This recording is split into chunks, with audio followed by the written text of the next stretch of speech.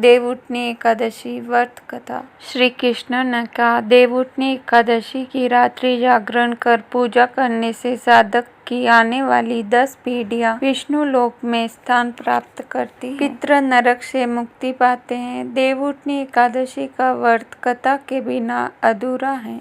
धर्म ग्रंथों के अनुसार स्वयं श्री कृष्ण ने इसका महात्म्य बताया है। हर एक राज्य में एकादशी के दिन प्रजा से लेकर पशु तक कोई भी अन्न नहीं ग्रहण करता था। एक दिन भगवान विष्णु ने राजा की परीक्षा लेने की सोची और सुंदरी वेश बनाकर सड़क किनारे बैठ गए। राजा की भेंट जब सुंदरी से हुई तो उन्होंने उसके यहाँ बैठने का कारण पूछा। स्त्री ने बताया कि वह बेसहारा है। राजा उसके रूप पर मोहित हो गए और बोले कि तुम रानी बनकर मेरे साथ महल चलो। सुंदर स्त्री ने राजा के सामने शर्त रखी कि ये प्रस्ताव तभी स्वीकार करेगी जब उसे पूरे राज्य का अधिकार दिया जाएगा और वह जो बनाए राजा को खाना होगा। राजा ने शर्त मान ली। अगले दिन एकादशी पर सुंदरी ने बाजारों में बाकी दिनों की तरह अन्न बेचने का आदेश दिया। मांसाहार भोजन बनाकर राजा को खाने पर मजबूर करने लगी। राजा ने कहा कि आज एकादशी के व्रत में मैं तो सिर्फ फलाहार ग्रहण करता हूँ। रानी ने शर्त याद दिलाते हुए राजा को कहा कि अगर यह तामसिक भोजन नहीं खाया तो मैं बड़े राजकुमार का सिर धड़ से अलग कर दूंगी। राजा ने अपनी स्थिति बड़ी रानी को बताई। बड़ी महारानी ने राजा से धर्म का पालन करने की बात कही और अपने बेटे का सिर काट देने को मंजूर हो गई। राजा हताश थे और सुंदरी की बात न मानने पर राजकुमार का सिर देने को तैयार हो गए। सुंदरी के रूप में श्री हरि राजा के धर्म के प्रति समर्पण को देखकर अति प्रसन्न हुए और उन्होंने अपने असली रूप में आकर राजा को दर्शन दिए। विष्णु जी ने राजा को बताया कि तुम मेरी परीक्षा में पास हुए, कहो क्या वरदान चाहिए। राजा ने इस जीवन के लिए प्रभु का धन्यवाद किया, कहा कि अब मेरा उद्धार कीजिए। राजा की प्रार्थना श्री हरि ने स्वीकार की और वह मृत्यु के बाद वैकुंठ लोक को चला गया।